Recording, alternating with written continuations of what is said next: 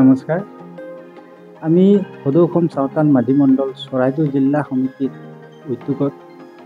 আৰু সদৌ চাওতাল ছাত্ৰ সন্থা, সদৌ অসম চাওতাল মহিলা সমিতি আৰু সদৌ অসম চাওতাল উন্নয়ন সন্থা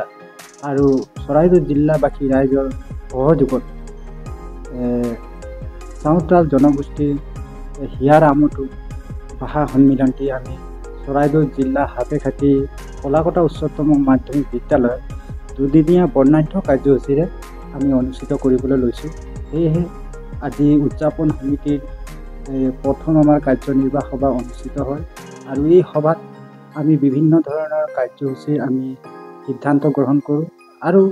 আমি আশা কৰিছোঁ যে আমাৰ উক্ত অনুষ্ঠানটি আমি কেনেধৰণে কাৰ্যপন্থাবিলাক হাতত ৰাখিলে কি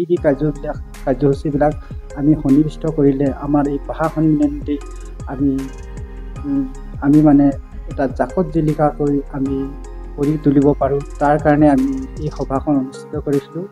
আৰু সকলো চৰাইদেউবাসী ৰাইজক আমি আজি মিডিয়া যোগেদি আমি বাৰ্তা প্ৰেৰণ কৰিব বিচাৰিছোঁ যে আমাৰ এই অধিৱেশন ক্ষমা কৰিব, আমাৰ এই অনুষ্ঠানটো, আমাৰ এই ভাষা সন্মিলনটি যাতে চৰাইদেউ জিলা প্ৰত্যেকটা জাতি জনগোষ্ঠী ধৰ্ম বৰ্ণ নিৰ্বিশেষে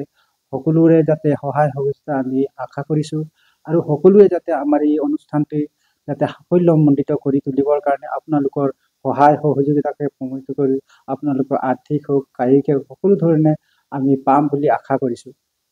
ধন্যবাদ।